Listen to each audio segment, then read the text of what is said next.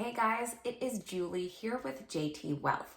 In today's video, we are going to discuss some exciting vaccine news from Moderna. So let's get into it.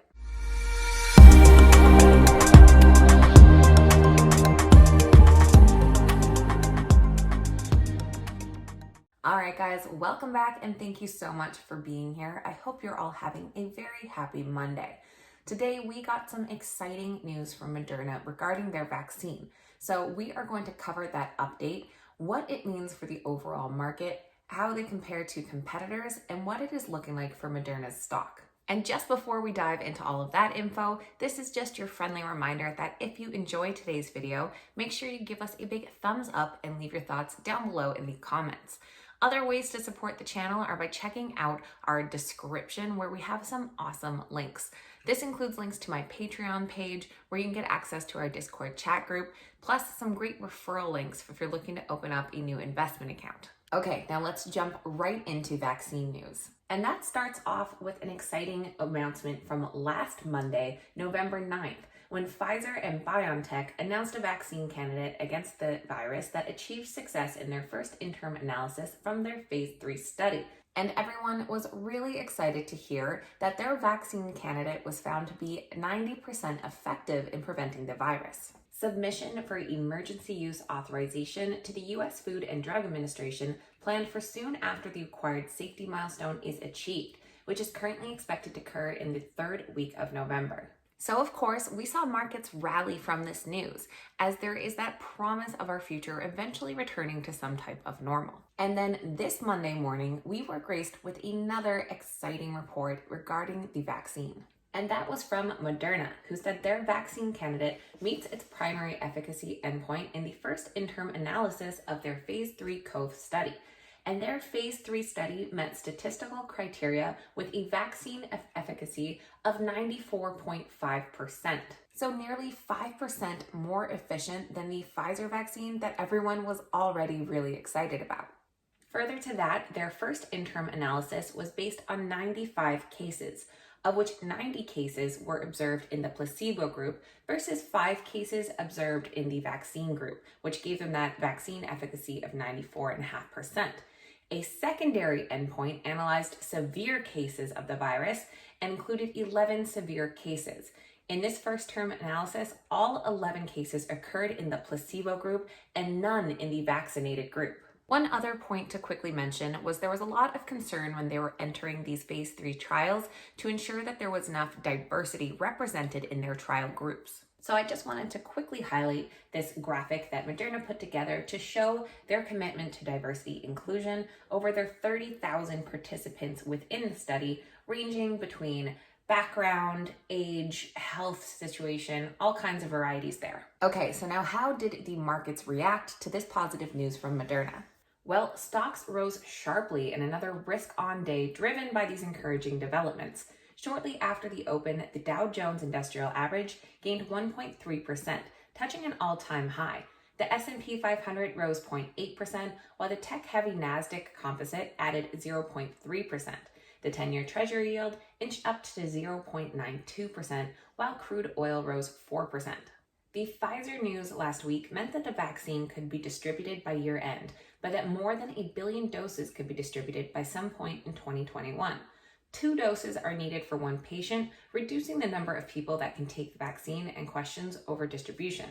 Moderna's announcement adds another 500 million to 1 billion doses to the 2021 picture and is a sign that vaccine testing phases are moving along well, further catalyzing the state reopening story.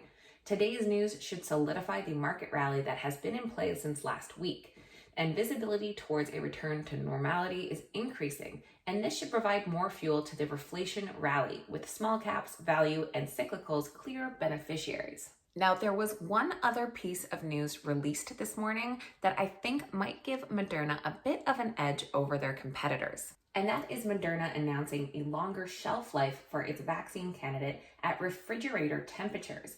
So their vaccine is now expected to remain stable at standard refrigerator temperatures for 30 days, which was up from a previous estimate of 7 days. Shipping and long-term storage conditions at standard freezer temperatures for 6 months, and no dilution required prior to vaccination. Now, this is a large distributional advantage for Moderna, as their competitor Pfizer must be stored and transported in a special deep freeze container at a negative 94 degrees Fahrenheit. Now, hearing from Moderna's chief executive, Stefan Bancel, he said that this is a pivotal moment in the development of our vaccine candidate. Since early January, we have chased this virus with the intent to protect as many people around the world as possible. And Dr. Anthony Fauci said that I had been saying I would be satisfied with the 75% effective vaccine. Aspirationally, you would like to see 90-95%, but I wasn't expecting it. I thought we'd be good, but 94.5% is very impressive. And of course, all of this positive news has given Moderna's stock a nice little jump. As this morning, we saw an increase of about 12%, which is now settled down to about 7.6% on the day so far. Another key thing to consider about Moderna is that this vaccine will be their first product on the market. And the proof that their technology works in a vaccine like this is going to open the floodgates for approval to their other products in their pipeline. And their pipeline contains a pretty impressive variety of treatments, including heart failure, autoimmune disorder, and personalized cancer vaccines, to name a few. So the approval of this virus vaccine is going to be a huge milestone as far as Moderna's technology goes, and hopefully a very bright future in its other uses. Overall, the speedy timetable of vaccines leaves a few questions that can only be answered with the passage of time. Will safety problems emerge later? How long will the protection last against the virus? The mRNA technology has hypothetical advantages on these issues, since it doesn't use neutered viruses for its delivery and therefore shouldn't trigger immune processes that might cause side effects or limit the ability to give follow-up shots. Zacks recalls that MRNA technology was considered a long shot when the company's founders first sought funding for Moderna's main venture backer. It was really hearsay. Nobody thought MRNA would be stable. That it would work was inconceivable in most people's minds. Before agreeing to fund the MRNA venture, Newbar asked two simple questions. Will it work? And if it works, what will you do with it? And now we know they are going to help save us from this virus. So very exciting news for Moderna, but also very exciting for just the markets in general, as we finally have a glimmer of hope towards going back to that normal that we all so fondly remember. As always, I love hearing from you guys, so please make sure to leave your thoughts down below in the comments. What do you think about this vaccine news? How do you feel about it coming out so quickly? And how long do you think it will take for things to get back to normal? If you made it all the way to the end of the video here, make sure to give us a big thumbs up and that you're subscribed to the channel as well. Thank you guys so much for watching. I hope you have a fantastic Monday, and cheers.